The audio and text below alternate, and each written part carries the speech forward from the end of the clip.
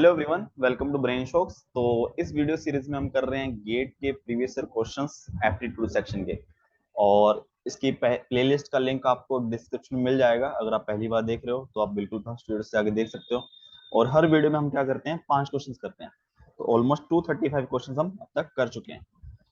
तो इस वीडियो का पहला क्वेश्चन है, इन्होंने बोला कि in the graph below concentration of a particular pollutant in a lake is plotted over alternated days of a month in winter. Average temperature है 10 degree Celsius winter and a month in summer 30 degree. तो देखो, black वाली line है winter के लिए, summer की line है red. तो consider the following statement based on the data shown above. First statement है, over the given month the difference between maximum and minimum pollutant concentration is same in both and winter and summer. तो maximum और minimum का सबसे पहले हम summer में देख लेते हैं। समर में मैक्सिमम कितनी है, 10 और 10.5,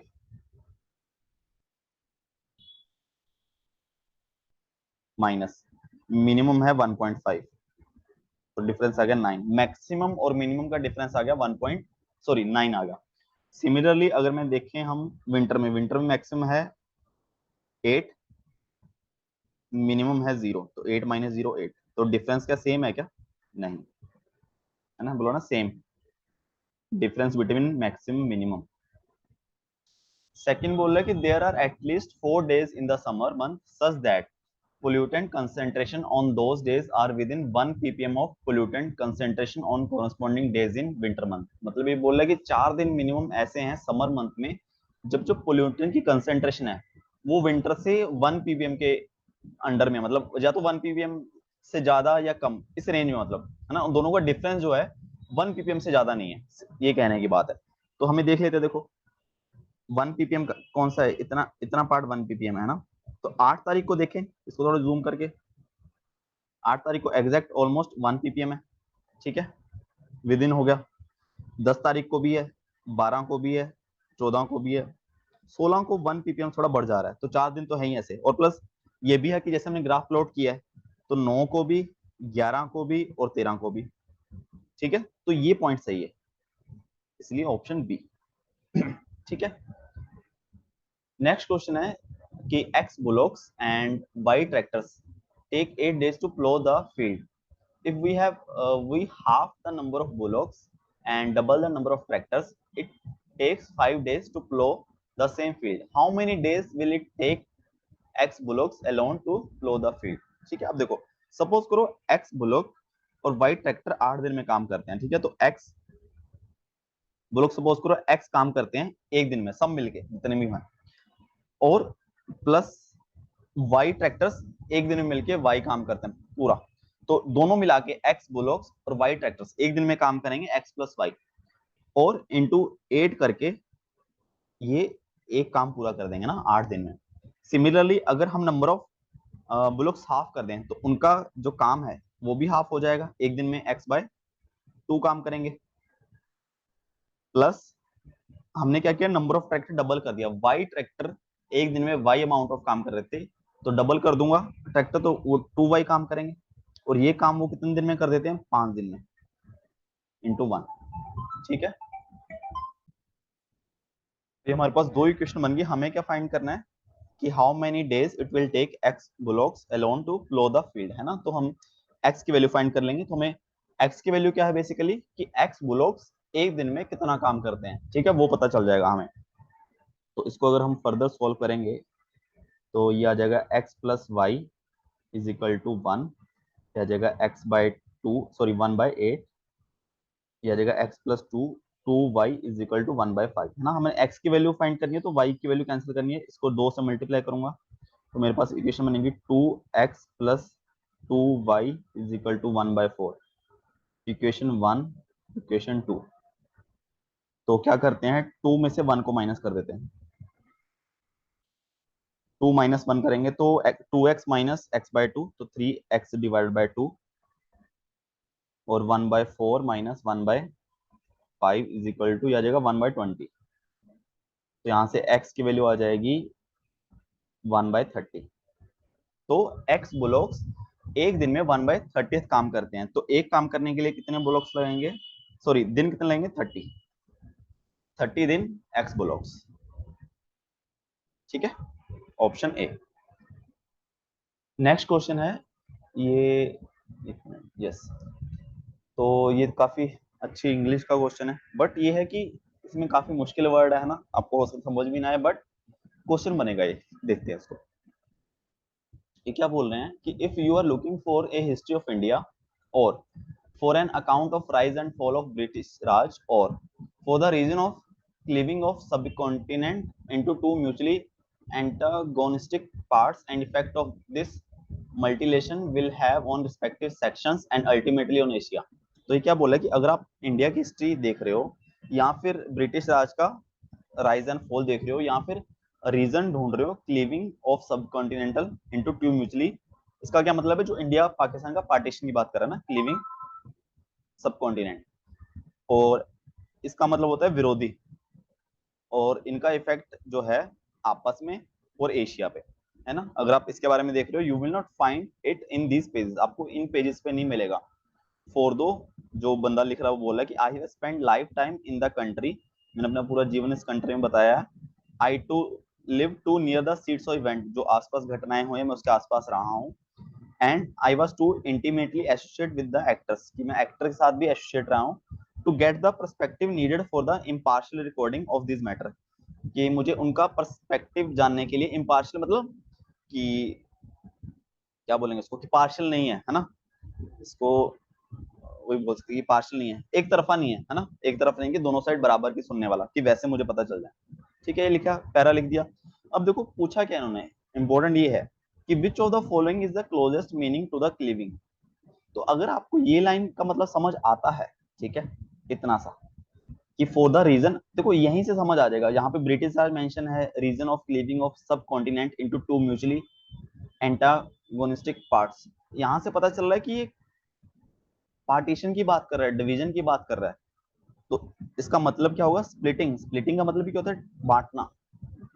ठीक है, तो वही है कि अगर कोई क्वेश्चन लगता है देखने में मुश्किल, तो जरूरी नहीं कि आपको पूरा क्वेश्चन समझ आए, आपको अगर कुछ पार्ट भी समझ आ रहा है तब भी अपना आंसर बन जाएगा। ठीक है, तो कभी भी आप पेपर में कोई भी क्वेश्चन पढ़ो, ये मत सोचो पहले कि मुझे आता नहीं है या मेरे से नहीं होगा। आंख नाक कान दिमाग खोल के फिर क्वेश्चन पढ़ो, है ना, ओपन माइंड से पढ़ो क्वेश्चन। नेक्स्ट क्वेश्चन है, the temperature T in a room varies as function of outside temperature T naught and number of person in the room P according to relation T is equal to K theta P plus T naught, where theta and K are constant. What would be the value of theta for the given following data?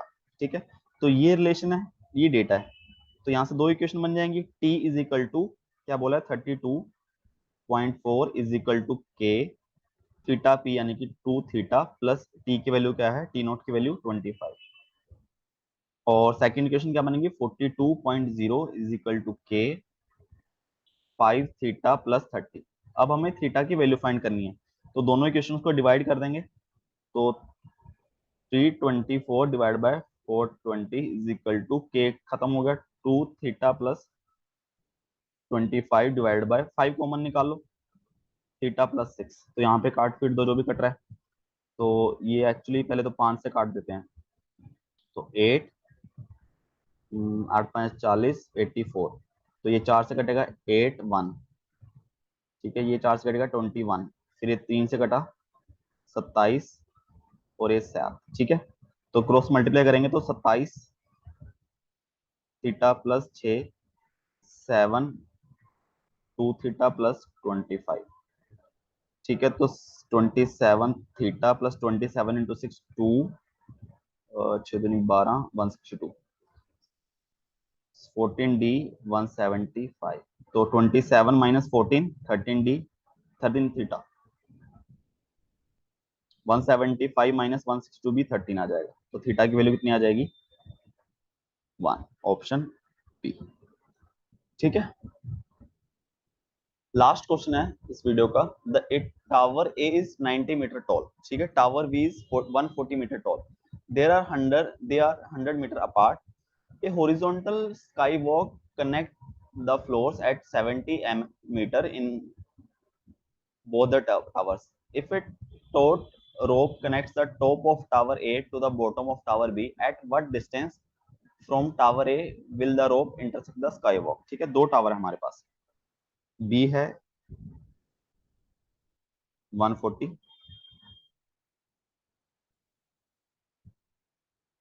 A जो है 90, है ना approximate, और दोनों के बीच में distance कितना है 100।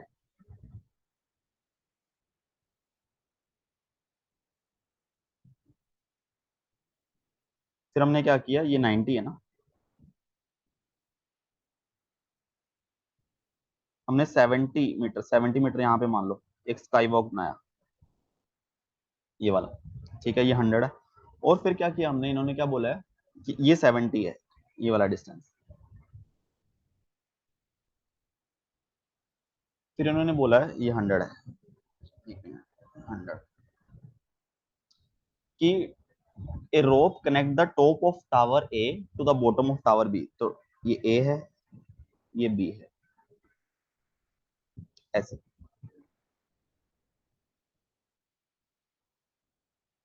ठीक है, ये कनेक्ट किया। फिर उन्होंने पूछा क्या है कि रोप at what distance from tower A will rope intersect the sky walk.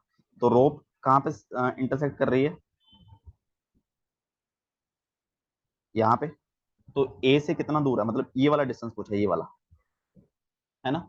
तो सबसे पहले देखो ट्रायंगल, देखो ये है, मान लो हो गया ये एक्स, चलो पी, ये पॉइंट हो गया क्यू, ये हो गया आर, ये हो गया एस, ये हो गया टी, ठीक है, ये एंगल मान लो थीटा। अगर मैं ट्रायंगल में देखूं पी क्यू आर में, टेन थीटा किसके इक्वल आएगा, पी क्यू आर में ये आएगा Q R divided by P Q, ठीक है। और सिमिलरली टेन थीटा जो है पी एस टी में क्या आएगा, S into T divided by P into S, ठीक है। पी एस किसके इक्वल आएगा, 90 माइनस 70, ये 20 के इक्वल आ जाएगा पी एस, क्योंकि 90 ये है 70 ये है, तो ये 20 आ जाएगा।